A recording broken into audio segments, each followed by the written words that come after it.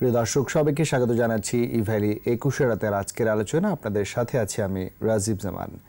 প্রিয় দর্শক, আমরা সমসাময়িক বিষয়গুলো নিয়ে ইভ্যালি ২১ রাতের সমসাময়িক আমরা যে বিষয়ে সবসময় সেটি নিয়ে আলোচনা করার চেষ্টা করে থাকি এবং আজও যথারীতি আমরা আলোচনা করার চেষ্টা করব সার্বিক করোনা ভাইরাস পরিস্থিতিতে, বিশেষ করে করোনার ভ্যাকসিন অর্থাৎ টিকা নিয়ে সারা বিশ্বে এখন অনেক বেশি আলোচনা হচ্ছে। পৃথিবীর বিভিন্ন দেশে এখন ইতিমধ্যে টিকা প্রয়োগ শুরু হয়ে গেছে। বাংলাদেশও টিকা প্রাপ্তির দৌড়ে অনেকটা এগিয়ে গেছে এবং ফেব্রুয়ারির থেকে আমাদের প্রয়োগের কথা রয়েছে। সেখানে প্রস্তুতি, রেজিস্ট্রেশন, প্রয়োগের যে দিকগুলো রয়েছে সেই জায়গাগুলো নিয়ে আমরা কথা বলবো এবং ২০২০ সাল জুড়েই আসলে এই করোনা ভাইরাস পরিস্থিতির সঙ্গে যুদ্ধ বা মোকাবেলা করে আসলে সারা বিশ্বকে যেরকম এগিয়ে যেতে হচ্ছে, ২০২১ সালের শুরুতেই ভ্যাকসিনের প্রয়োগের জায়গাগুলো নিয়ে সারা বিশ্বে অনেক বেশি আলোচনা হচ্ছে এবং আমরাও সে জায়গায় কতটুকু এগিয়েছি, আমাদের প্রস্তুতি কেমন রয়েছে, সচেতনতাই বা কেমন আছে আমাদের মাঝে, সেই জায়গাগুলো নিয়ে আজকে কথা বলার চেষ্টা করবো। এবং এসব বিষয় নিয়ে আজকে কথা বলার জন্য আমাদের ২১ স্টুডিওতে উপস্থিত রয়েছেন ডক্টর আফতাব ইউসুফ রাজ, জনস্বাস্থ্য শিশু বিশেষজ্ঞ। আমাদের সাথে ভার্চুয়ালি সংযুক্ত আছেন ডক্টর এস এম আলমগীর, প্রধান বৈজ্ঞানিক কর্মকর্তা আইইডিসিআর, এবং আমাদের সাথে আরও সংযুক্ত আছেন ভার্চুয়ালি সাদেক আহমেদ সৈকত, সাধারণ সম্পাদক বাংলাদেশ ফার্মাসিস্ট ফোরাম। সবাইকে স্বাগত জানাচ্ছি আমাদের আজকের আলোচনা। আমি আলোচনা শুরু করব জনাব ডক্টর এস এম আলমগীর তার কাছ থেকে। জনাব আলমগীর, আমরা করোনা ভ্যাকসিনের পরিস্থিতি এবং করোনা ভ্যাকসিন টিকা প্রয়োগ, রেজিস্ট্রেশন, এই জায়গাগুলো নিয়ে গত কয়েকদিন অনেক বেশি গণমাধ্যমে আলোচনা হচ্ছে। সারা দেশব্যাপী জনগণের মধ্যে এটি নিয়ে অনেক উৎকণ্ঠা রয়েছে এবং সেই সাথে আসলেই যে আমরা টিকাটা পেলাম, প্রয়োগের হবে, সেই জায়গাগুলো নিয়ে অনেক প্রশ্ন রয়েছে। প্রথমে একটু জানতে চাইব যে এই জায়গাটা আসলে আমাদের অবস্থানটা আপনি কিভাবে মূল্যায়ন করেন? ধন্যবাদ আপনাকে। ভ্যাকসিন পরিস্থিতি নিয়ে যদি সার্বিকভাবে বলতে হয়, আমি একটু প্রথম থেকেই শুরু করি যে আমরা বাংলাদেশে একটা ভ্যাকসিন ডিপ্লয়মেন্ট প্ল্যান করেছি এবং এটা বিশ্ব স্বাস্থ্য সংস্থা এবং গ্যাভির কোভ্যাক্স ফ্যাসিলিটিজে ভ্যাকসিনের জন্য অ্যাপ্লিকেশনের ডেট ছিল ৭ই ডিসেম্বর শুরু। তখন তার আগে আমরা আসলে ভ্যাকসিন ডিপ্লয়মেন্ট প্ল্যানটি তৈরি করেছি। তবে মনে রাখতে হবে, ভ্যাকসিন ডিপ্লয়মেন্ট প্ল্যানটি একটি লিভিং ডকুমেন্ট, কারণ নতুন করে একটা ভ্যাকসিন আসবে, তার বিভিন্ন তথ্যপত্র সংশ্লিষ্ট করে আবার নতুন করে আপডেট করতে হবে। এটাই নিয়ম, কারণ প্রত্যেকটি ভ্যাকসিনের ডোজেস আলাদা, প্রত্যেকটি ভ্যাকসিনের ডোজেস ইন্টারভেল আলাদা। এখন পর্যন্ত যে ভ্যাকসিনগুলো এসছে প্রত্যেকের 2টি করে ডোজ দিতে হয়। তো সেটারই সর্বশেষ পর্যায়ে এসে আমরা এখন অন্তত পক্ষে আমরা এটা জানি যে অক্সফোর্ড অ্যাস্ট্রাজেনিকার যে ভ্যাকসিনটি ভারতের সিরাম ইনস্টিটিউট তৈরি করছে, তার 3 কোটি ডোজ বাংলাদেশ সরকার কিনেছে, আপনারা জানেন। তার প্রথম লট আমরা জানুয়ারির 21 থেকে 25 বা এটা হয়তো বাংলাদেশে আসবে, আমাদের কাছে অফিসিয়ালি 27 তারিখে বা 26 বা 27 তারিখে পৌঁছানো হবে। এবং সেটার পর্যায়টা এমন হবে যে যেই ডিস্ট্রিক্টে যত ভ্যাকসিন লাগবে, প্রথম প্রাথমিক পর্যায়ে 50 লক্ষ মানুষকে আমরা প্রথম এই 50 লক্ষ ভ্যাকসিন দিব এবং সেই অনুযায়ী আমাদের যে ফ্রন্টলাইন ওয়ার্কার্স বা আমাদের সত্তর উদ্যোগ জনগোষ্ঠী, আমাদের বীর মুক্তিযোদ্ধা, আমাদের আইন শৃঙ্খলা বাহিনীর যারা ফ্রন্টলাইনে কাজ করেন, মাঠ প্রশাসনে কাজ করেন, আমাদের জনপ্রতিনিধিদের একাংশ এটার সাথে সংশ্লিষ্ট, আমাদের মসজিদের ইমাম মুয়াজ্জিনদের একাংশ বয়স্ক মানুষ, আপনারা জানেন, এবং ইভেন যারা কবরস্থানে কাজ করেন তাদেরও এরকম প্রায়োরিটি করে আমরা প্রথম 50 লক্ষ এক মাসে আমরা ডিস্ট্রিবিউশন করব।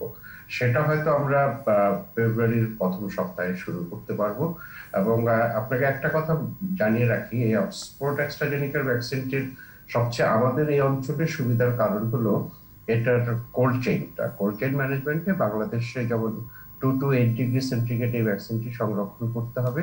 সেটা আপনি জানেন যে আমাদের অত্যন্ত সাকসেসফুল ইপিআই প্রোগ্রাম বা সম্প্রসারিত যে টিকাদান কর্মসূচি, তাদের দেশব্যাপী যে নেটওয়ার্ক আছে, সেটা আমাদের প্রত্যেকটি উপজেলা, জেলা, শহর, বিভাগীয় শহর সহ আমাদের অন্তত পক্ষে 700-র বেশি এরকম কোল্ড চেইন মেনটেন করার মতো ফ্যাসিলিটি আছে। সো আমরা জেলা থেকে যখনই ভ্যাকসিনেশনের ডিটেল প্রোগ্রাম অ্যানাউন্সমেন্ট হবে, তখনই আমরা উপজেলা পর্যায়ে ভ্যাকসিনটা পৌঁছাবো। আপাত দৃষ্টিতে মেডিকেল কলেজ হসপিটাল, জেলা হাসপাতাল এবং আমাদের উপজেলা হেলথ কমপ্লেক্স বা টারশিয়ারি হসপিটালগুলোর, আপনি জানেন যে আমাদের প্রত্যেকটি হাসপাতালের একটা ভ্যাকসিনেশন কর্নার আছে। আমরা সেখান থেকে ভ্যাকসিনটা প্রয়োগ শুরু করব। এবং ভ্যাকসিন প্রয়োগে প্রথমে আসলে এখানে নার্স, প্যারামেডিক্স এবং আমাদের যে সাব অ্যাসিস্ট্যান্ট মেডিকেল অফিসার বা স্যাকমোরা আছেন তারা ভ্যাকসিনেটর হিসেবে কাজ করবেন। প্রথমে আমাদের 6 জনের একটি ভ্যাকসিনেটর টিম থাকবে, এরকম আমাদের 7,000-এর বেশি ভ্যাকসিনেটর টিম একসাথে কাজ করবে। এবং তাদের ট্রেনিংও শুরু হয়ে গেছে, ট্রেনিং শেষ হয়ে যাবে হয়তো আর আগামী সপ্তাহের ভিতরে। এবং এটা আসলে পুরনো কোনো ভ্যাকসিনের সাথে, অনেকগুলো ভ্যাকসিনের সাথেই মিলে এটা ইন্ট্রামাসকুলার ভ্যাকসিন ইনজেকশন দিতে হবে। এবং এই জন্য আমাদের যারা ভ্যাকসিন দিবে তারা এটা সবাই পারে, তারাও আমরা রিফ্রেশার্স ট্রেনিং এর মতো করে ট্রেনিং করিয়ে দিচ্ছি। এবং সারা দেশে একযোগে আমাদের হয়তো আগামী সপ্তাহ থেকে অ্যাডভোকেসি কার্যক্রম জেলা এবং উপজেলা পর্যায়ে, জেলা এবং উপজেলার বিশিষ্ট ব্যক্তিদের নিয়ে, সরকারের বিভিন্ন কর্মকর্তা কর্মচারী, জনপ্রতিনিধিদের নিয়ে আমাদের যে অ্যাডভোকেসি মিটিং গুলো সেটা শুরু হবে। আর যেহেতু রেজিস্ট্রেশনের মাধ্যমে দিতে হবে, রেজিস্ট্রেশনের জন্য আমাদের আইসিটি মন্ত্রণালয়কে আমরা আমাদের প্রায়োরিটির ভিত্তিতে একটা অ্যাপ তৈরি করার অনুরোধ করা হয়েছে। এটা মাননীয় প্রধানমন্ত্রীর কার্যালয় থেকে সমন্বয় করা হয় এবং মিনিস্ট্রি অফ হেলথের রিকোয়েস্টে আইসিটি মন্ত্রণালয় সেই অ্যাপটি তৈরি করে দিচ্ছে। এটা আমরা একাধিকবার দেখেছি এবং এটা আমরা এখনো কারেকশনের পর্যায়ে আছি। আমরা আশা করছি 26শে জানুয়ারি থেকে আমরা মানুষের রেজিস্ট্রেশন করতে পারবো অনলাইনে বা অ্যাপস এর মাধ্যমে। সারা দেশ থেকে সকল মানুষের রেজিস্ট্রেশন করতে পারবে এবং এখানে রেজিস্ট্রেশনের সময় জাতীয় পরিচয়পত্রটি লাগবে। কারণ আমরা যেহেতু 18 বছরের নিচে কোনো ভ্যাকসিনেশন দিব না, আমরা দেখেছি যে এই জাতীয় পরিচয়পত্র সবার আছে, হয়তো 1 to 2% পপুলেশনের নাই, সেটা আমরা অন্য উপায়ে জন্ম নিবন্ধন সনদ বা অন্য উপায়ে নিবন্ধন করার চেষ্টা করব। এবং সেইভাবে পর্যায়ক্রমে যখন প্রথম মাসে আমরা ভ্যাকসিন দিব, তখন যারা প্রায়োরিটি হিসাবে প্রথম মাসে ভ্যাকসিন পাওয়ার যোগ্য হবেন তারা একটি SMS এর মাধ্যমে তার ভ্যাকসিনের কেন্দ্র এবং তারিখ জানতে পারবেন। এটা অনেকটা নির্বাচন কমিশনের ভোটারের যেরকম হয় সেরকম হবে, কিন্তু প্রথম দিকে আমরা খুব লিমিটেড আকারে ভ্যাকসিন দিব, যেহেতু ভ্যাকসিনটি সম্পূর্ণ নতুন, ইমার্জেন্সি অথরাইজেশন আমরা ইউজ করছি। এবং আমরা চেষ্টা করব যে প্রথম দিকে দেখে যে কোনো অ্যাডভার্স ইভেন্ট হয় কিনা সেগুলো অবজারভেশন করার জন্য। এবং যে তালিকা আমরা করব অনলাইনে, সেখানে আপনি কোথায় ভ্যাকসিন নিতে চান এরকম একটা অপশন সেখানে দেওয়া থাকবে। সো আপনি আসলে যে জাতীয় পরিচয়পত্রে যেই ঠিকানায় থাকুক না কেন, আপনি এখন যেখানে থাকেন, যেখানে আপনার নিকটবর্তী ভ্যাকসিন কেন্দ্রগুলো হবে, সেখান থেকে ভ্যাকসিন নিতে পারবেন। আর ভ্যাকসিনের যেহেতু অ্যাডভার্স ইভেন্টের কথা আসে, সেটার জন্য আমরা সম্পূর্ণ প্রস্তুতি নিয়ে রেখেছি উপজেলা, জেলা এবং আমাদের টারশিয়ারি হসপিটাল গুলাতে। এবং সেটার জন্য বিশেষ প্রাথমিক স্বাস্থ্য পরিচর্যার জন্য যে মেডিকেল কিটস থাকে সেটা থাকবে, কিংবা রেফারেল পদ্ধতি কোথায় করতে হবে যদি বা লাগে আমাদের, সেগুলি বিস্তারিতভাবে আসলে করা হয়ে গেছে। এখন আমরা ভ্যাকসিন রিসিভ করার জন্য বসে আছি। রোল আউটটা আমরা করে দেব আশা করছি ফেব্রুয়ারির প্রথম সপ্তাহে। জি, ডক্টর এস.এম. আলমগীর, ধন্যবাদ, আপনি বিস্তারিত বলেছেন। আবারও দ্বিতীয় ধাপে আপনার কাছে আসবো। আমি একটু স্টুডিওতে ফিরতে চাই। ডক্টর আফতাব ইউসুফ রাজ, আপনি শুনছিলেন যে ডক্টর আলমগীর খুব সুন্দরভাবে বলেছেন যে এখন পর্যন্ত সরকারি রেজিস্ট্রেশন এবং প্রয়োগের ব্যাপারটি তিনি খোলামেলা করে বলেছেন। কিন্তু তারপরও আসলে আমাদের জনগণের মধ্যে অনেকেরই এখন প্রশ্ন রয়েছে যে কিভাবে সেটি করবে। তিনি যদিও ক্লারিফাই করেছেন জন্ম নিবন্ধন অথবা এনআইডি দুটিকেই প্রায়োরিটি দেওয়া হচ্ছে, কিন্তু আমাদের মতো উন্নয়নশীল দেশে অ্যাপসের ব্যবহার বা ইন্টারনেটের ব্যবহারেরও অনেক সীমাবদ্ধতা আছে, সেগুলোও আলোচনা হচ্ছে। আবার এই যে বৈশ্বিকভাবে টিকাটির প্রয়োগ, সেটির পার্শ্ব প্রতিক্রিয়া ধরনের নানা ধরনের জেনেও অনেকে বলছেন, না জেনেও অনেকে বলছেন, সেই জায়গাগুলো একটু যদি আপনি তুলে ধরেন। ধন্যবাদ রাজীব ভাই। তো তার আগে আমি আলমগীর ভাইকে ধন্যবাদ দিই। আলমগীর ভাইয়ের ভয়েসে কিন্তু খুব কনফিডেন্ট লাগলো আমার। হ্যাঁ, ভেরি কনফিডেন্টলি উনি সুন্দরভাবে এক্সপ্লেইন করেছেন। আমাদের মাননীয় প্রধানমন্ত্রীর কার্যালয় থেকে এটা শুনে বোঝা গেল অত্যন্ত ওয়েল থট, খুব সুচিন্তিত, well organised, well organised, well coordinated ওয়েতে যেটা আমরা টিকাদান কর্মসূচি কোভিড-19 যে শুরু করতে যাচ্ছি, এবং এতে এখান থেকেই কিন্তু একটা কনফিডেন্স চলে আসে। হ্যাঁ, আমাদের জনগণের মধ্যে যদি কিছু কনফিউশন থেকেও থাকে, আমার মধ্যেও অনেক কনফিউশন থাকলেও থাকতে পারে, বাট এই ধরনের অ্যাপ্রোচ শুনলে পরে কিন্তু আমরাও কিন্তু আত্মবিশ্বাসী হই নিজে, এবং সরকারের উপর আমরা কনফিডেন্স, ট্রাস্ট আমাদের অনেক বেড়ে যায়। তার আগে আপনার ওই টিকাদান কর্মসূচির ব্যাপারে আলমগীর ভাই বলার পরে আমার খুব অ্যাড করার অবকাশ খুবই কম। তা আমি আমার ব্যক্তিগতভাবে আমার রোগীরা কিছু কোশ্চেন করে, যেমন বলে ডক্টর আমি তো কোভিড আক্রান্ত হয়েছি, আমি টিকা কেন নেবো, আমি তো আক্রান্ত হয়ে গিয়েছি, আমি তো কিওর, আমি এখন সম্পূর্ণ সুস্থ, আমার টেস্ট নেগেটিভ আসছে, আমি কেন ভ্যাকসিন নেব? ভ্যাকসিন নেওয়ার পক্ষে কিন্তু অনেক কারণ আছে। আপনি আক্রান্ত হন না হোক, আপনি কোভিড থেকে সুস্থ হয়ে উঠেছেন কি ওঠেননি, এটা কিন্তু খুব একটা চিন্তার বিষয় আনা যাবে না। কারণ বলা হচ্ছে যে কোভিড-19 যারা আক্রান্ত হয়েছেন তারা কিন্তু অনেকে দ্বিতীয় বা তৃতীয়বার আক্রান্ত হচ্ছেন। সুতরাং এটা কি প্রমাণ করে? প্রমাণ করে যে কোভিড-19 কিন্তু আমাদের ইমিউনিটি কতটা দিচ্ছে, how long we are protected, মানে আক্রান্ত হয়ে সুস্থ হওয়ার পর এটা কিন্তু আনসার্টেন। হ্যাঁ, কোনো কোনো স্টাডিতে বলছে 6 মাস, কোনো কোনো স্টাডিতে বলছে 1 বছর হতেও হলে আনসার্টেন। শুধু একটা যে আপনি আক্রান্ত হয়ে সুস্থ হলেও কিন্তু আপনি যে সেকেন্ড টাইম বা থার্ড টাইম কোভিড আক্রান্ত হবেন না তার বিষয়ে কোনো গ্যারান্টি নেই। সুতরাং ভ্যাকসিনেশন আপনাকে দিতে হবে। আর কারণ হচ্ছে যে বলা হচ্ছে যে সায়েন্টিফিক স্টাডি দেখা গেছে রিসেন্টলি, কারণ কোভিড নিয়ে তো এখন এত স্টাডি হচ্ছে, অন্য কোনো ডিজিজ নিয়ে বোধহয় এত হয়নি। বলা হচ্ছে ইমিউনোলজিক্যাল মেমোরি বলে একটা কথা আছে, ইমিউন মেমোরি।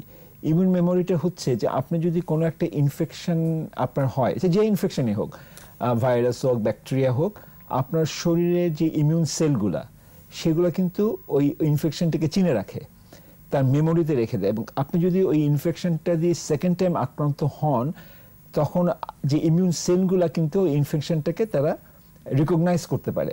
ওই মেমোরিটা প্রথমবার যখন আপনি আক্রান্ত হলেন, ওই মেমোরিটা থেকে যাচ্ছে আমাদের শরীরে এই ইমিউন সেলের মাধ্যমে। কিন্তু কোভিড-19 ক্ষেত্রে বলা হচ্ছে যে বেশ কয়েকটা রিসার্চে বলা হচ্ছে কোভিড-19 ভাইরাসটা আমাদের ওই ইমিউন মেমোরিটাকে লস করে দিচ্ছে। সুতরাং ইমিউন মেমোরি যদি না থাকে, তাই সেকেন্ড টাইম যদি আমি কোভিড-19 ভাইরাসে, আমি একবার হলো আমার ভাইরাস, আমি কোভিড আক্রান্ত হলাম, আমি সুস্থ হয়ে গেলাম, কিন্তু সেকেন্ড টাইমে আমি ভাইরাস দ্বারা আমি আক্রান্ত হলাম, কিন্তু আমার যদি মেমোরিটা না থাকে, ইমিউন মেমোরি, তাহলে আমার তো ইমিউন সেল বুঝতে পারছে না যে আমি আরেকবার ইন দ্য পাস্ট আমি কোভিড-19 আক্রান্ত হয়েছিলাম। সুতরাং এটা কিন্তু একটা বিশাল ব্যাপার। সুতরাং আপনার ইমিউন মেমোরি লস হচ্ছে, কোনো স্টাডিতে বলছে কোভিড-19। এবং আরেকটা ইন্টারেস্টিং কথা বলছে যে আপনি জানেন যে আমাদের ইমিউন মেমোরি কিন্তু দুইটা সেলের উপর খুব ডিপেন্ডেন্ট করে, B cell and T cell. এই দুইটাকে সেলকে বলা হয় ইমিউন সেল। এই দুইটা সেল দুইভাবে কাজ করে। যখন কোনো ইনফেকশন, ভাইরাস বা ব্যাকটেরিয়া আমাদের শরীরের ভিতরে প্রবেশ করে, বি সেল কি করে? অ্যান্টিবডি তৈরি করে। অ্যান্টিবডি তৈরি করে ওই ভাইরাস বা ব্যাকটেরিয়াটাকে ডিস্ট্রয় করে দেয়, মানে মেরে ফেলে, সিম্পল কথায়। আরেকটা আছে টি সেল। টি সেলের অনেক টাইপ আছে, টি হেল্পার সেল আছে, টি সাপ্রেসর সেল আছে, আরেকটা হচ্ছে টি কিলার সেল। এটা কিলার শব্দের মূল আছে, কিল করে। এটা কি হয়? টি কিলার সেলটা কিন্তু অ্যান্টিবডি তৈরি করে না। এটা কি করে? ভাইরাসটা যখন আমাদের শরীরে ঢোকে, বিভিন্ন কোষের ভিতরে ভাইরাসটা মাল্টিপ্লাই করে, বৃদ্ধি পায়, তখন ওই ভাইরাস লোডেড সেল, যে সেলের ভিতরে ভাইরাস লোড হয়ে আছে, অনেকগুলো ভাইরাস বংশবৃদ্ধি করে লোড হয়ে আছে, ওই টি কিলার সেলকে ডাইরেক্টলি ওই সেলটাকে নষ্ট করে দেয়। সুতরাং ইমিউন মেমোরিতে B cell and T cell খুব ভাইটাল রোল প্লে করে। বলা হচ্ছে যে বি সেলটা আমাদের শরীরে কিছু গ্রন্থি, যেটা লিম্ফ নোড বলে, ওটার ভিতরে বি সেলগুলো তৈরি হয়, ম্যাচিউর হয়, যেটাকে বলে জার্মিনাল সেন্টার। কোভিড-19 ভাইরাসটা ওই আমাদের যে গ্রন্থি বা লিম্ফ নোডের যে জার্মিনাল সেন্টার, যেখানে বি সেল ম্যাচিউর হয়, যেখানে বি সেল তৈরি হয়, ওই জার্মিনাল সেন্টারটাকে নষ্ট করে দিচ্ছে। এটা কিভাবে প্রমাণ করলো সায়েন্টিস্টরা? তারা যারা কোভিড-19 আক্রান্ত হয়ে মারা গিয়েছেন, এরকম কিছু মৃত ব্যক্তির দেহে তারা লিম্ফ নোড বায়োপসি করেছে। বায়োপসি করে দেখেছে যে যারা কোভিড-19 দ্বারা আক্রান্ত হয়েছিল এবং মারা গিয়েছেন ডেড বডি, মানে অটোপসিতে, তাদের লিম্ফ নোডে জার্মিনাল সেন্টারগুলো নীল, জার্মিনাল সেন্টারগুলো নাই। তার মানে কোভিড-19 ওই লিম্ফ নোডে যখন তারা আক্রান্ত হয়েছেন, জীবিত ছিলেন, ওই লিম্ফ নোডের জার্মিনাল সেন্টারগুলো তারা ডিস্ট্রয় করে দিয়েছে। ডিস্ট্রয় করে দেওয়ার পরে কি হলো? যে বি সেল তৈরি করার ক্ষমতাটা চলে গেল। তার মানে কি ইমিউন মেমোরি তো নাই, বরঞ্চ যখন আক্রান্ত হলো ব্যক্তিটা ভাইরাস দিয়ে, তখন বডি বি সেল তৈরি করতে পারছিল না, তার ফলে অ্যান্টিবডি কোথা থেকে আসবে? এই যে জিনিস, অনেকের যে আমাদের ধারণা আমার তো হয়ে গেছে, আমার অ্যান্টিবডি হয়ে গেছে, আমার আর হবে না, কিন্তু আমাদের শুধু ভ্যাকসিনেশন আমাদের করতেই হবে, সচেতন থাকতেই হবে। হ্যাঁ, অবশ্যই। আরেকটা বলা হচ্ছে যে আমি যদি ভ্যাকসিনেশন যদি আমাকে করা হয়, তাহলে আমার কি সুবিধাটা হবে? সুবিধাটা হবে যদি আমি ভ্যাকসিনেটেড থাকি, আমি যদি তখন ভাইরাসের আক্রান্ত হই, আমি সেই ভাইরাসটাকে মোর ইফেক্টিভলি আমি ডিস্ট্রয় করতে পারবো, মোর স্ট্রং ভাবে ডিস্ট্রয় করতে পারবো। যার ভ্যাকসিন সে যে পেল না তার চেয়ে আমি ওই ভাইরাসটাকে মোর কুইকলি শরীর থেকে বার করে দিতে পারবো। তো এটা কত বড় একটা অ্যাডভান্টেজ, তাই না? এবং আমাকে একটা এক্সট্রা একটা পাওয়ার দিচ্ছে to fight against the virus. সুতরাং এটা ভ্যাকসিন একটা বিশাল অ্যাডভান্টেজ। আরেকটা বলা হচ্ছে রাজীব ভাই, যে ধরেন এখনকার তো কোভিড-19 একটা নিউ টেকনোলজি আসছে, আমি সময় আছে বোধহয় নাকি? অবশ্যই নিউ টেকনোলজি আসছে যে mRNA ভ্যাকসিন, যেটা কিন্তু আগে ছিল না। হ্যাঁ, আগে কিন্তু সবগুলাই যে ভ্যাকসিনগুলো তৈরি করা হতো সেগুলো কিন্তু আমাদের দেহে যে ভাইরাসের এগেইনস্টে আমরা ভ্যাকসিন তৈরি করব, ওই ভাইরাসটাকে কিন্তু অকার্যকর করা হতো। হ্যাঁ, ওই ভাইরাসটাকে লেস পোটেন্ট, মানে আমাদের দেহে ওই ভাইরাসটাকে কিছুটা অকার্যকর করে ওই ভাইরাসটা আমাদের দেহে অ্যাজ এ ভ্যাকসিন পুশ করা হতো। হ্যাঁ, তো এটা কি হতো, তার মানে কি ওই ভাইরাসটা একটা ন্যাচারাল ইনফেকশন, মানে আমি যদি ভাইরাসের আক্রান্ত হই তখন আমার বডি যেভাবে রিঅ্যাক্ট করবে ওই ভাইরাসটাকে অকার্যকর করে ভাইরাসটা আমার শরীরে দেওয়া হলো অ্যাজ এ ভ্যাকসিন, এবং তখন যদি ওই ভাইরাসটা গিয়ে আমার শরীরের মধ্যে ন্যাচারাল ডিজিজের মধ্যেই একটা ইমিউনিটি গ্রো করাবে। কিন্তু এখানেও রিসার্চ করে দেখা গিয়েছে যে কোনো ভাইরাস দে আর সো ক্লেভার, যেমন আপনার বলা হয় HPV virus, human papilloma virus, মানে এই নতুন যে কনসেপ্ট অফ ভাইরাসটা কোথা থেকে আসলো, এই হিউম্যান প্যাপিলোমা ভাইরাসটা দেখা গেল যে এরা আমাদের ন্যাচারাল যখন ইনফেকশন হয়, এরা আমাদের শরীরে ঢুকলে এরা ধরেন হিউম্যান প্যাপিলোমা ভাইরাস দিয়ে কিন্তু সার্ভাইকাল ক্যান্সার হয়, আমাদের মহিলাদের সার্ভিক্সের ক্যান্সার হয়। তারা গিয়ে ওই সার্ভাইকাল ক্যান্সারের যে লাইনিংটা আছে, আমরা বলি যে একটা আবরণ, ওই লাইনিংয়ের সেলের মধ্যে গিয়ে তারা লুকিয়ে থাকে এবং আমাদের ইমিউন সেলগুলা ওকে দেখতে পায় না, মানে তারা ডিসগাইজ করে থাকে, দেখতে না পায়, তারা লুকিয়ে থাকলো শরীরের ভিতরে, ইমিউন সেল তো ওকে চিনতে পারলো না। শুধু ওই ব্যক্তি ওই ভাইরাসটা দিয়ে যদি আমি ভ্যাকসিন তৈরি করি, তো ওই ভ্যাকসিনটা যদি দেওয়া হয় তাহলে ওই ইমিউন সেল তো ওই আগে তো ভাইরাসটাকে চিনতে পারে না, এখনো চিনতে পারবে না। সুতরাং এখন যে নতুন যে টেকনিকটা আসছে mRNA ভাইরাস, ওখানে কিন্তু আপনাকে ওই কোভিড-19 ভাইরাসটা পুশ করা হচ্ছে না, ওকে ইনঅ্যাক্টিভেট করে পুশ করা হচ্ছে। এখানে কি করা হচ্ছে, ওখানে যে স্পাইক প্রোটিনটা থাকে কোভিড-19 যে স্পাইক প্রোটিন, যেটা হলো মেইন আপনার ভিরুলেন্স দিচ্ছে, যেটা হচ্ছে মেইন ক্ষতি করছে আমাদের শরীরে, ওই স্পাইক প্রোটিনটার একদম টেমপ্লেট তৈরি করা হচ্ছে এখন ওই ভ্যাকসিনের মধ্যে, মানে একদম কপি, আমরা বলি কপিকাট, হ্যাঁ কপিকাট করে হুবহু সিনথেটিক্যালি, এটা সিনথেটিক স্পাইক প্রোটিনের সিনথেটিক তৈরি করে ওই প্রোটিনটা কিন্তু দেওয়া হচ্ছে আমাদের এখন শরীরে অ্যাজ এ ভ্যাকসিন। আগের যে ভ্যাকসিন টেকনোলজিতে কি করা হতো, যে ভাইরাসটাকে ইনঅ্যাক্টিভেট করে ভাইরাসকে পুশ করা হতো, এখন কিন্তু ভাইরাসকে পুশ করা হচ্ছে না, এখন ভাইরাসের প্রোটিনটাও তো ন্যাচারাল প্রোটিনটা না, সিনথেটিক প্রোটিনটা পুশ করা হচ্ছে এবং বলা হচ্ছে যে ইট ইজ মোর ইফেক্টিভ। তো সেক্ষেত্রে এই জায়গাগুলো অবশ্যই সবাই বুঝবেন। আমরা এবার একটু সংযুক্ত হব সাদেক আহমেদ সৈকত, সাধারণ সম্পাদক বাংলাদেশ ফার্মাসিস্ট ফোরাম। জনাব সৈকত, আপনি শুনছিলেন জনাব আলমগীর, জনাব ডক্টর আফতাব ইউসুফ রাজ বলছিলেন। আমি আপনার কাছে যে প্রশ্নটি রাখতে চাইব যে এই যে করোনার টিকার রেজিস্ট্রেশন এবং প্রয়োগ নিয়েও নানা ধরনের কথা রয়েছে, যদিও ডক্টর আলমগীর অনেকটাই ক্লিয়ার করেছেন সরকারের অবস্থানটি কেমন। আপনার কাছ থেকে একটু জানবো যে এই যে প্রয়োগ এবং রেজিস্ট্রেশনের জায়গাটি, আপনি যে সেক্টর নিয়ে অনেকদিন ধরে কাজ করছেন এবং আপনাদের যে সম্পৃক্ততার কথা বারবারই উঠে আসে, সেই জায়গাগুলো একটু আপনি যদি মূল্যায়ন করেন। ধন্যবাদ রাজীব ভাই। প্রথমেই মাননীয় প্রধানমন্ত্রী জননেত্রী শেখ হাসিনাকে ধন্যবাদ, কারণ তার দূরদর্শিতার কারণে আজকে আমরা ভ্যাকসিন পেতে যাচ্ছি। ইনশাল্লাহ আগামী সপ্তাহে আমরা ভ্যাকসিন পাবো বলে আশা করি। আমি একটি জিনিস বলতেই চাই যে আসলে সরকারের নীতি নির্ধারণীতে যারা আছেন এবং কোভিড মোকাবেলার জন্য যে কমিটি রয়েছেন, তারা বেশ কিছু উদ্যোগী ভূমিকা নিয়েছেন, যেগুলো তাদেরকে আন্তরিক ধন্যবাদ জানাতেই হয়। কিন্তু পাশাপাশি তারা মনে হয় কিছু জিনিস ভুল করে যাচ্ছেন। যেমন আমি একটু ক্লিয়ার করেই দিতে চাই যে ঔষধের যদি আমরা যে টিকা প্রয়োগ করব, টিকা মেইনটেনেন্সই শুধু না, টিকা মেইনটেনেন্স মানে 2 ডিগ্রি 2 to 8 ডিগ্রি সেন্টিগ্রেড তাপমাত্রায় রাখা সেটাই না।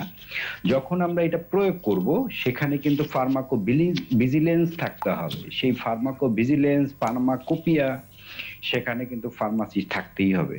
সেই ফার্মাসিস্ট কিন্তু নিয়োগের আমার জানা মতো এখন পর্যন্ত কোনো উদ্যোগ নেই বা এখনো পর্যন্ত নেওয়া হয়নি। যেখানে ফার্মাসিস্ট বলতে ফার্মাসি টেকনিশিয়ানদেরকে বলা হয় না, যারা গ্রাজুয়েট ফার্মাসিস্ট তাদেরকেই বোঝানো হয়।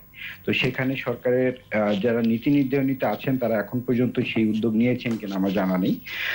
আমার মনে হয় যে আমি নেক্সট আলোচনায় শুনতে পাবো নিশ্চয়ই এই ব্যাপারে। আরেকটি ব্যাপার হচ্ছে যে সব জায়গায় চিকিৎসকরাই কাজ করবেন অথবা অন্য প্রফেশনের লোকরা কিছু করবেন না সেটা না। ব্যাপারটা হচ্ছে যে যেইখানে এক্সপার্ট তার সেখানে থাকাটা আমার মনে হয় সবচেয়ে যুক্তিযুক্ততা হতো। আজকে টিকা যেখানে প্রয়োগ হবে সেই টিকার মেনটেন্যান্সটা আমার মনে হয় যে ফার্মাসিস্ট, মাইক্রোবায়োলজিস্ট এরা মনে হয় সবচেয়ে ভালো এটা মেনটেন্যান্স করতে পারো বলে আমি বিশ্বাস করি, যেহেতু তাদের স্টাডিটা এভাবেই চলে আসছে। এবং বাংলাদেশে অবশ্যই মলিকুলার বায়োলজিস্ট, ফার্মাকোলজিস্ট, ফার্মাসিস্ট যথেষ্ট পরিমাণে কোয়ালিফাইড লোক রয়েছেন এবং তাদেরকে অবশ্যই আমরা যদি মূল্যায়ন করতাম এবং তাদেরকে যদি ব্যবহার করতাম তাহলে মনে হয় অবশ্যই এটি আরো সুন্দরভাবে, এখনো সময় নেই যে তা না, এখনো সময় আছে, অবশ্যই সরকার সেদিকে লক্ষ্য রাখবেন বলে আমি বিশ্বাস করি। এখানে আমি যেহেতু অন্য এই ব্যাপারে কথা বললাম, সরকারের আর বাকি যেগুলো আছে আমার মনে হয় যে সবগুলোই অসাধারণ প্রক্রিয়া এবং খুব অল্প সময় আমরা পেয়ে যাচ্ছি। কিন্তু আমাদেরকে লক্ষ্য রাখতে হবে যেভাবে আমাদের মাঝে একটি অনলাইনে যেভাবে মিথ্যাচার করা হচ্ছে, একটি ভুল ইনফরমেশনকে এমন ভাবে সাজিয়ে গুছিয়ে ছাড়া হয় যেখানে মানুষ বিভ্রান্ত হয়। আবার এমন যেন না হয় সেই টিকা আনলাম এত খরচ করে, সরকার এত কষ্ট করে নিয়ে আসলো, সেই টিকা আবার মানুষ নিচ্ছেই না। সেটা যদি হয় মানুষকে মাইকিং করে নিয়ে আসতে হয়, সেটা কিন্তু আবার আমাদের দুশ্চিন্তার কারণ হয়ে দাঁড়াবে। কারণ আমরা কিন্তু দেখতে পাচ্ছি যে সরকারের দূরদর্শিতার কারণে আমাদের কোভিড সিচুয়েশন কিছুটা কন্ট্রোলে। যদি এটাকে এই কন্ট্রোল অবস্থায় রাখতে হয় সেখানে আমাদের কিছু কাজ করতেই হয়েছে। বাট মানুষের এখন পর্যন্ত আমরা যেটা মনে করি যে আমাদের নিজের বোধ বুদ্ধি অনেক কম রয়েছে, আমরা সচেতন না। সেই সচেতনতার জায়গা থেকে আমাকে বাঁচতে হলে আমাকে নিজেকেই সচেতন হতে হবে। আমি একটু করোনা ভাইরাসের টিকার ব্যাপারে একটু বলেই নেই যে মানুষের মধ্যে একটি ভীতি কাজ করে যে এই টিকা নিলে হয়তোবা তারা পার্শ্ব প্রতিক্রিয়ায় মারা যাওয়ার সম্ভাবনা আছে। এরকম চায়ের কাপে, যেখানে চায়ের স্টলে ছোট ছোট টঙে তারা কিন্তু বিজ্ঞানী হয়ে যাচ্ছেন। এটা কিন্তু একটি আমাদের জন্য সতর্কবাণী। বিকজ অফ আপনারা যদি দেখেন যে এখানে আসলে সবসময় গসিপিং এ হয় অথবা রিউমারি ছড়ায়, সেখানে আসলে কোনো এক্সপার্ট কথা বলেন না। সেখানে যদি উঠেই আসে যে এই টিকা মানুষকে গিনিপিগ বানাবে, এই টিকা মানুষকে গিনিপিগ বানিয়ে তারপরে মেরে ফেলবে, তাহলে আমার মনে হয় সেখানে ভয়ের কারণ রয়েছে বলে আমি বিশ্বাস করি। সো আমাদের এখানে কাজ করার আছে। এবং আমি আরেকটি জিনিস বলতেই চাই যে এই টিকা নিলে মানুষ অবশ্যই সাইড ইফেক্ট থাকবে এবং সেই সাইড ইফেক্টের মাত্রাটাও দেখতে হবে। এতটুকু ইনফরমেশন দিতে পারি, এই টিকা নেওয়ার ফলে অন্তত মানুষ অন্তত 50% এফিকেসি পাবে বলে আমরা, মিনিমাম 50% এফিকেসি পাবে বলে আমরা এখন পর্যন্ত স্টাডিতে দেখতে পাচ্ছি।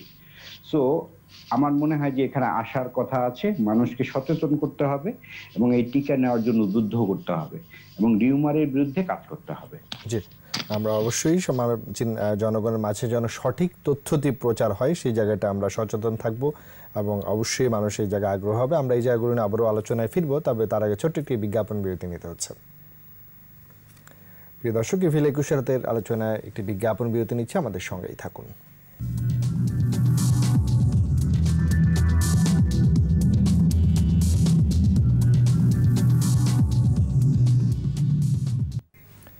প্রিয় দর্শক, আবার সবাইকে স্বাগত জানাচ্ছি ইভিল 21 রাতের আজকের আলোচনায়। আমরা বিরতির আগে আলোচনা করছিলাম করোনা টিকার রেজিস্ট্রেশন, প্রয়োগ এবং নানা ধরনের অপপ্রচারের জায়গাগুলো নিয়ে আমরা কথা শুনছিলাম।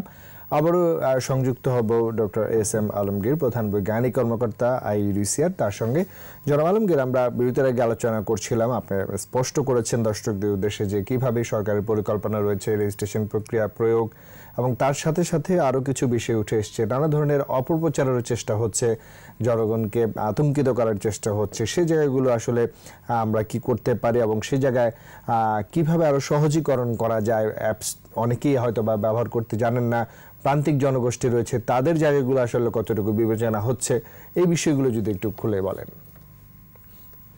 ধন্যবাদ। আমি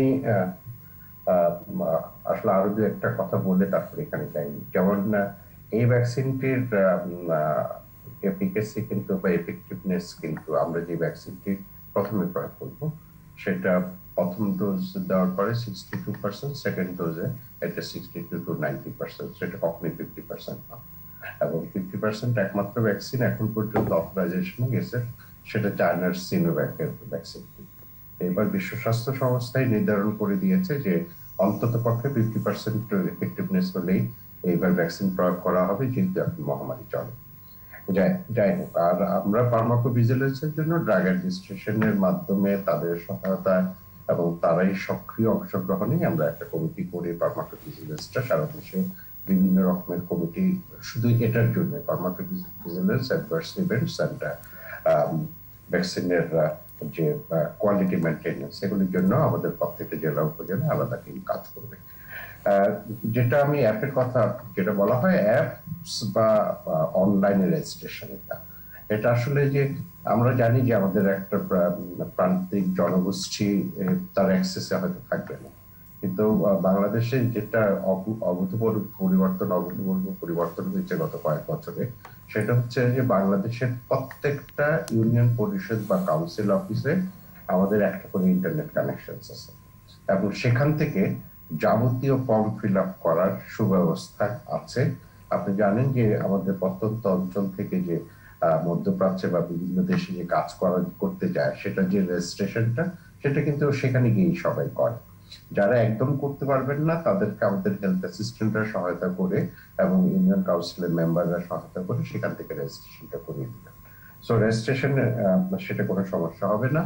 আর আপনি রেজিস্ট্রেশন করার পরে যখন আমরা ভ্যাকসিনটা আসলে প্রাপ্যতার ভিত্তিতে দিব, আমরা প্রথম 2 মাসে আশা করছি 1 কোটি লোককে ভ্যাকসিনেশনের আওতায় আনবো।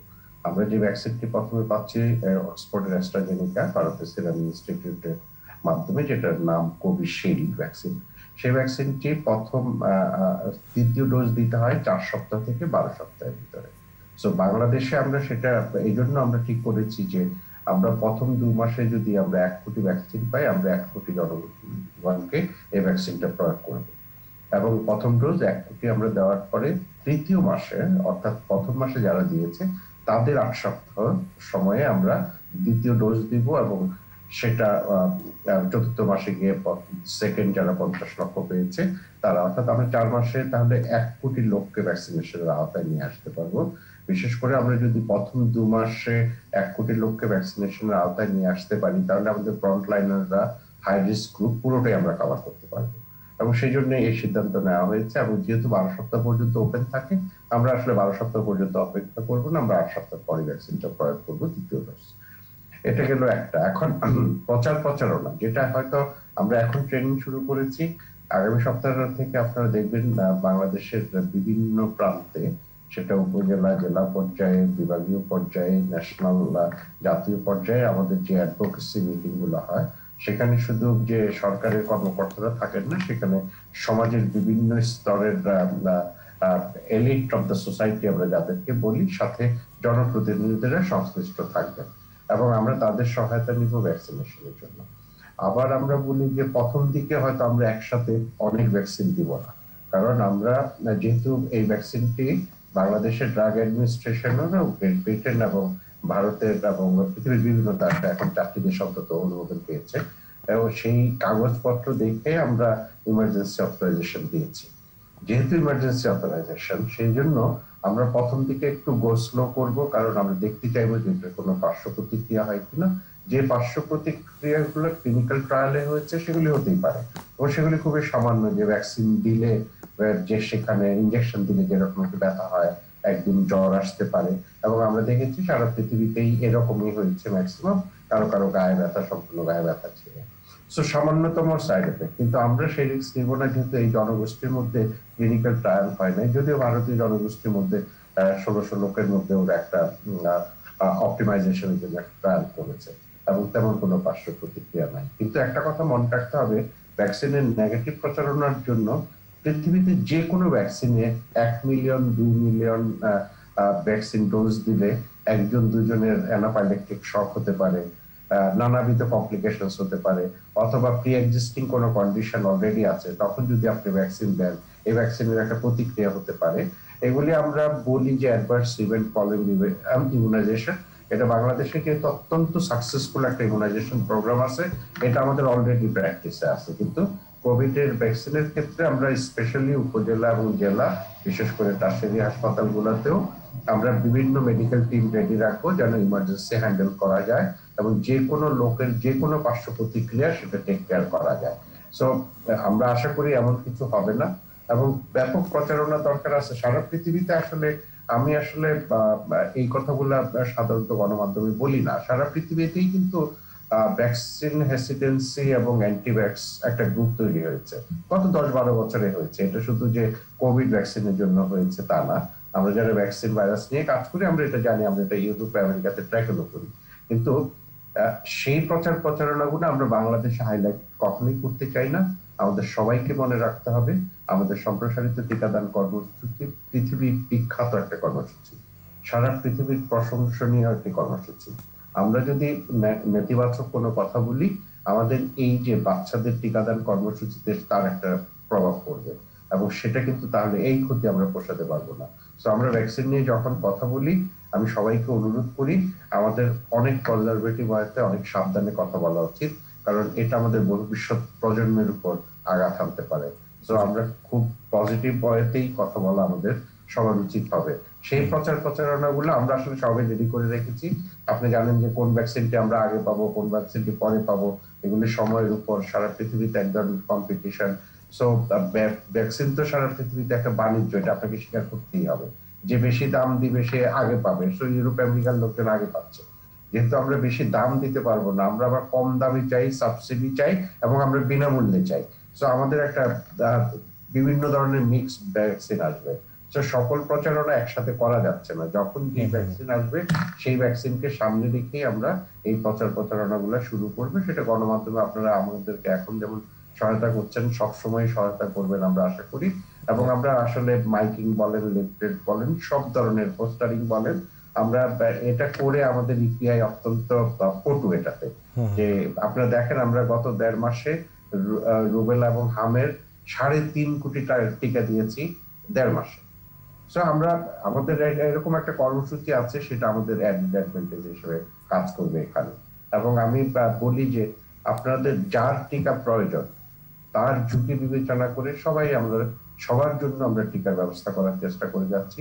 আপনারা জানেন যে মাননীয় প্রধানমন্ত্রী গত বছরও ভ্যাকসিনের জন্য গাভি কর্তৃক ভ্যাকসিন হিরো হিসেবে স্বীকৃত।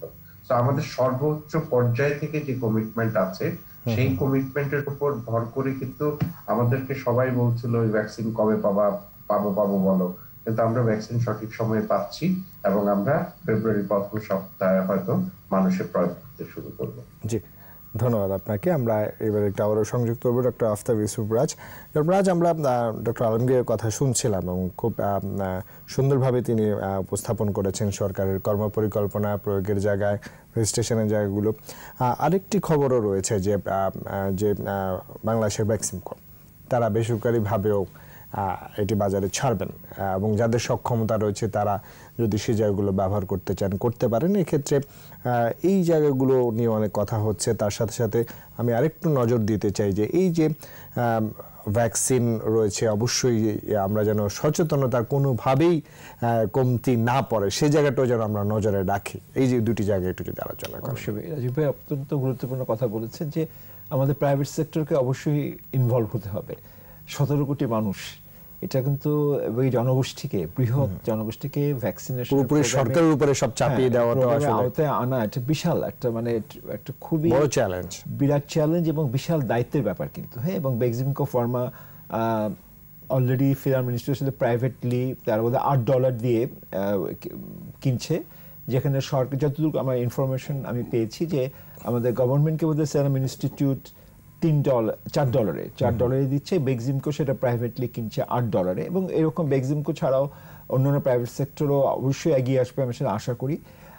আলমগীর ভাইকে আরেকটা ব্যাপারে আমি একটু ধন্যবাদ জানাচ্ছি, ধরেন এই যে প্রায়োরিটি লিস্ট, ভ্যাকসিন প্রায়োরিটি লিস্টের মধ্যে কিন্তু এই যে এত সুচিন্তিত একটা যে সিদ্ধান্ত নেওয়া হয়েছে না, যে আপনার মুক্তিযোদ্ধাদের ইনক্লুড করা, এটা কিন্তু এটা কিন্তু চিন্তা আমরা অনেকেই করিনি। তারপরে মসজিদে ইমাম মুয়াজ্জিন যারা বয়স্ক, কারণ আপনি জানেন যে এই যে মাস অ্যাওয়ারনেসের ক্ষেত্রে যে টিকার ব্যাপারে যে বিভিন্ন অপপ্রচার হচ্ছে, এতে কিন্তু এই অপপ্রচারটাকে মোকাবিলার ক্ষেত্রে কিন্তু মসজিদের বিশাল ভূমিকা এবং তাদের যে প্রায়োরিটি লিস্ট নিয়ে আসা, এটা একটা অত্যন্ত সুচিন্তিত একটা সিদ্ধান্ত। আর কবরস্থানের লোকজন দেখেন কত সূক্ষ্ম চিন্তা, কত সুন্দর চিন্তা। কবরস্থানে কিন্তু আমরা কেউ কিন্তু চিন্তা করিনি যে এটা যে ফ্রন্ট লাইন, এবং কোভিড-19 এর ডেড বডিগুলোকে যে কবর দেওয়া কত রিস্কি ব্যাপার, তারা যে সাহসিক ভূমিকা রেখেছে। এবং এই 3 গ্রুপকে ইনক্লুড করা প্রায়োরিটি লিস্টে অবশ্যই আমাদের মাননীয় প্রধানমন্ত্রীর কার্যালয় এবং মাননীয় প্রধানমন্ত্রী যারা কাজ করছেন এই ভ্যাকসিন আনার ব্যাপারে আমার হৃদয় থেকে ধন্যবাদ জানাচ্ছি। আরেকটা কথা রাজীব ভাই, যে ভ্যাকসিনেশন একটু আগে বললাম যে একটা গ্রুপ আছে যে আমি কেন ভ্যাকসিন দেব, আবার অনেকে এসে বলে যে ডক্টর আমি তো ভ্যাকসিন যখন আমার নাও হয়ে যাবে আমি তো ফ্রি, মানে আমার আর ভ্যাকসিন পেয়ে গেলাম, আর কোনো ভয় তো নেই, আমার আর কোনো স্বাস্থ্যবিধি মাস্ক পরতে হবে না, দূরত্ব বজায় রাখতে হবে না, আমি হ্যান্ড ওয়াশ করব না, আমি সামাজিক দূরত্ব রাখবো না, সোশ্যাল ডিস্টেন্সিং মেনটেন করব না, এইটা কিন্তু করা যাবে না। কেন করা যাবে না? ভ্যাকসিনে যেরকম অ্যাডভান্টেজও আছে, কিন্তু আমি ভ্যাকসিনেটেড হওয়া মানেই কিন্তু না যে এটা গ্যারান্টি দিচ্ছে না যে আমি ছড়াবো না, এটা কিন্তু এটা বলা যাবে না। হ্যাঁ, ভ্যাকসিন আমি নিয়েছি, সেটা আমাকে একটা এক্সট্রা প্রোটেকশন দিচ্ছে। আমি যদি ভাইরাসটাকে মোকাবেলা করি, আমি আরো মোর এফিশিয়েন্টলি করতে পারবো। ভ্যাকসিন ছাড়া যে ঝুঁকিটা ছিল, ভ্যাকসিন সেই ঝুঁকিটা অনেকটা কমে আছে। শরীরে ঢুকে আমি ওটাকে তাড়াতাড়ি বার করে দিতে পারবো। আমি আমার শরীরে ডিজিজটা খুব সিভিয়ার হবে না, আমার হসপিটালে অ্যাডমিশন রেটটা কমে আসবে, হসপিটালের উপর চাপটা কমে আসবে। কিন্তু ভ্যাকসিনেশন আমি ভ্যাকসিন নিলে আমি কিন্তু ছড়াতে পারবো এটা গ্যারান্টেড না। ভ্যাকসিন নিলেও আমি কিন্তু এটা ছড়াতে পারবো, হ্যাঁ ছড়ানোর রেটটা কমে আসবে, কিন্তু ইট ডাজন্ট মিন যে আমি ভ্যাকসিন পেয়েছি আমার সমস্যা কেউ আসলো, আমার যে ভাইরাসটা আছে কিন্তু ভাইরাসটা অকার্যকর হয়েছে। বলা হয় যে ভ্যাকসিনেটেড পিপল কিন্তু অ্যাসিম্পটোমেটিক ক্যারিয়ার হিসেবে কাজ করতে পারে। যেহেতু তারা ভ্যাকসিন নিয়ে ফেলেছে, তাদের শরীরে যদি ভাইরাসটা প্রবেশ করে, তারা ভাইরাসটা কিন্তু ওইভাবে ক্ষতি করতে পারছে না, কিন্তু that virus May remain in the body, এবং সেই ভাইরাসটা কিন্তু আপনাকে আক্রান্ত করতে পারে। সুতরাং আমি যদি ভ্যাকসিন নেইও, আমাকে অবশ্যই মাস্ক পরতে হবে, আমাকে অবশ্যই স্বাস্থ্যবিধি মেনে চলতে হবে, আমাকে একটা সামাজিক দূরত্ব বজায় রাখতে হবে। এই জিনিসগুলো কিন্তু এই মাইন্ডসেট থেকে কিন্তু আমাদের উঠে আসতে হবে যে ভ্যাকসিন নেওয়া হয়ে গেল, I am free from all, এটা কিন্তু বলা যাবে না। হ্যাঁ, আর রিগার্ডিং আপনি যেটা বললেন যে প্রাইভেট সেক্টরের যে ইনভলভমেন্ট তো অলরেডি শুরু হয়ে গিয়েছে ভ্যাকসিনের মাধ্যমে। আরেকটা জানেন যে সেরাম ইনস্টিটিউট কিন্তু ওয়ার্ল্ডের বিগ ভ্যাকসিন প্রডিউসিং, এবং সেরাম ইনস্টিটিউট তো অ্যাস্ট্রাজেনেকা অক্সফোর্ডের ভ্যাকসিন তারা তৈরি করছে, ওদের মধ্যে একটা ডিল হয়েছে অনেক আগে থেকেই। এবং রাশিয়ান যে স্পুটনিক বি ভ্যাকসিন, তারা কিন্তু সেরাম ইনস্টিটিউটকে প্রপোজাল দিয়েছে যে তোমরা আমাদের ভ্যাকসিনটাও তৈরি করো। হ্যাঁ, এবং ইন্ডিয়াতে সেরাম ইনস্টিটিউট ছাড়া ইন্ডিয়াতে আরও 2টা ভ্যাকসিন প্রডিউসিং কোম্পানি আছে, যেটাকে খুব নাম করা। সেরাম ইনস্টিটিউট অত বড় না, তারা একটা বায়োলজিক্যাল আর একটা হচ্ছে আপনার ভারত বায়োটেক বলা হয়। হ্যাঁ, এই 2টো কোম্পানি কিন্তু দে আর প্রডিউসিং ভ্যাকসিন, এবং ইন্ডিয়ান গভর্নমেন্ট ওই 2টা কোম্পানিকেও কিন্তু হয়তো পারমিশন দিয়ে দেবে রিসেন্টলি তো ভ্যাকসিন সেলের ব্যাপারে। সুতরাং কিন্তু ইন্ডিয়ান গভর্নমেন্টও কিন্তু প্রাইভেট সেক্টরকে তারা এনকারেজ করছে। সুতরাং আমার মনে হয় যে সরকারের পাশাপাশি এই জন্য প্রাইভেট সেক্টর যদি আরো প্রাইভেট সেক্টর এগিয়ে আসে, এবং আমরা যদি জনগণকে মানে সচেতন করতে পারি বিভিন্ন লেভেল থেকে। ধরেন আমি অ্যাজ এ চিকিৎসক, আমার কাছে যদি চেম্বারে কোনো রোগী আসে, বাবা আসে, আমরা তাকে এভাবে আমাদের ভূমিকা পালন করব। আলমগীর ভাই অবশ্যই তাদের একটা প্রিভেন্টিভ একটা বিশাল একটা দায়িত্ব আছে, তারা প্রতিষেধক ব্যাপার যেটা বললেন যে ইপিআই এর মাধ্যমে, ইপিআই প্রচুর মাঠকর্মী আছে, এবং মাঠকর্মীকে যদি আমরা ওইভাবে ইনভলভ করতে পারি, এবং যেটা উনি বললেন একটু আগে যে 1.5 মাসে 3.5 কোটি আপনার মামস রুবেলা ভ্যাকসিন দেওয়া হয়ে গেছে, এবং এই যে একটা বিশাল কর্মযজ্ঞ, এবং এই বিশাল কর্মযজ্ঞ যাদের মাধ্যমে সম্পাদিত হলো এবং এখন হচ্ছে, মামস রুবেলা ক্যাম্পেইন কিন্তু এখনো চলছে, এবং এই ফোর্সটাকেই যদি আমরা জনগণের মধ্যে কাজে লাগাতে পারি, যাদের আপনার উৎসাহিত করা, তাদের এই ভ্যাকসিনের ব্যাপারে যে বিভিন্ন যে ভ্রান্ত ধারণা আছে এইগুলাকে, এটা কিন্তু মাঠ পর্যায়ে, এটা গ্রাম লেভেলে কাজ করবে, প্রান্তিক পর্যায়ে কাজ করে। ফোর্সটাকে যদি আমরা ইনভলভ করতে পারি, পাশাপাশি যে যা আপনি সাংবাদিকতায় আছেন, আপনারা কিন্তু সবাই যদি সবার জায়গা থেকে আমরা সচেতন হই, আপনার কিন্তু প্রচুর সম্পর্ক আছে, এবং আপনি যদি আপনার দিক দিয়ে আপনার ভূমিকাটা ঠিকমতো পালন করেন সচেতনভাবে, তাহলে কিন্তু আমার মনে হয় না যে এই ভ্যাকসিনেশন প্রোগ্রামটা, আমাদের কোভিড-19 যে ভ্যাকসিনেশন প্রোগ্রামটা খুব বেশি চ্যালেঞ্জিং চালু করতে যাচ্ছি, হ্যাঁ অবশ্যই আমরা চ্যালেঞ্জটাকে ভালো মোকাবিলা করতে পারবো, এবং ইপিআইয়ের মতো আমরা একটা সাকসেসফুলি পৃথিবীকে আমরা দেখিয়ে দিতে পারবো যে বাংলাদেশও কোভিড-19 ভ্যাকসিন প্রোগ্রামটা অত্যন্ত সাকসেসফুল করতে পেরেছে। জি, আমরা সেই প্রত্যাশা রাখছি। শেষ দিকে চলে এসেছি জনাব সৈকত, শেষ দিকে চলে এসে যদি আপনার কাছ থেকেও জানতে চাও, আপনি নিজেই বলছিলেন যে আমাদের সার্বিক ব্যবস্থাপনায় আপনাদেরকে আরও সম্পৃক্ত করা এবং প্রায়োগিক জায়গাটা আপনি কিছু বলছিলেন, এবং সেই সাথে শেষ দিকে যেহেতু চলে এসেছি, আপনার প্রত্যাশার জায়গাটা কি থাকবে এবং এই কিভাবে আমরা আরও বেশি জনগণকে সচেতন করে জায়গাটি মোকাবেলা করতে পারি? প্রথমে ভ্যাকসিন নিয়ে যেহেতু কথা হলো, ভ্যাকসিনের পার্শ্ব প্রতিক্রিয়া খুব সামান্য। এটা অ্যাকচুয়ালি আমরা ছোটদের যখন শিশুদের টিকাগুলো দেওয়া হয় তখন দেখা যায় যে জ্বর না হলে, লাল না হলে আমরা কিন্তু মনে করি যে সেই টিকাটা কাজ করছে না। লাইক এই রকমই পার্শ্ব প্রতিক্রিয়াগুলো থাকবে, জ্বর খাবে, জ্বর হতে পারে, এবং সামান্য প্যারাসিটামল খেলে এই যে ধরনের পার্শ্ব প্রতিক্রিয়াগুলো আছে সেগুলো কিন্তু রিমুভ করা পসিবল। সো আমার মনে হয় যে এইখানে আমার মনে হয় এটা নিয়ে ভাববার কিছু নেই, বরঞ্চ যেভাবে সরকার যে প্রক্রিয়াগুলো নিয়েছে, যে স্টেপগুলো নিয়েছে খুবই অসাধারণ, এবং তাদেরকে আন্তরিক ধন্যবাদ জানাই। যে সুফল অবশ্যই এই দেশের মানুষ পাবে, এবং এই দেশের মানুষের কথা ভেবেই এই ধরনের স্টেপ নেওয়া হয়েছে। শুধু আমার একটি জায়গা থেকে আমি এটুকু বলবো যে অবশ্যই যেন প্রপার ওয়েতে হয়, যেন এটা চিন্তা করে মানে কাজ শুরুর পরে যেন কোনো রকম সমন্বয়হীনতা দেখা গেল তখন সমন্বয় আবার করা হবে, এরকম চিন্তা চেতনা না হয়। যেমন করোনা শুরুর দিকে করোনা মোকাবেলার জন্য আমাদের কিন্তু সমন্বয়হীনতা ছিল।